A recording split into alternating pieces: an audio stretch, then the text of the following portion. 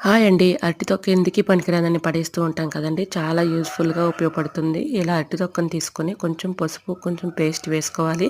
ఏ paste use చేసుకున్నా పర్లేదండి. ఇలా ఈ పేస్ట్ కొంచెం పసుపు వేసుకొని మన స్కిన్ పైన ఇలాగా రఫ్ చేసి ఇలా అనుకుంటే చాలండి.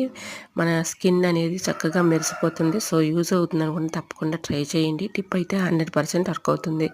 ఇంకా సెకండ్ టిప్ ఏంటి తెలుసుకుందాం.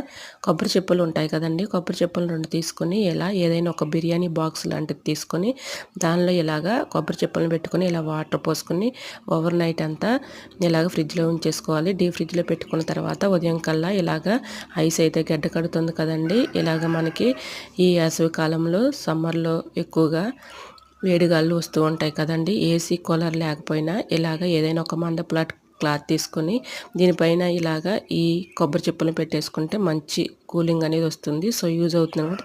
ట్రై చేయండి.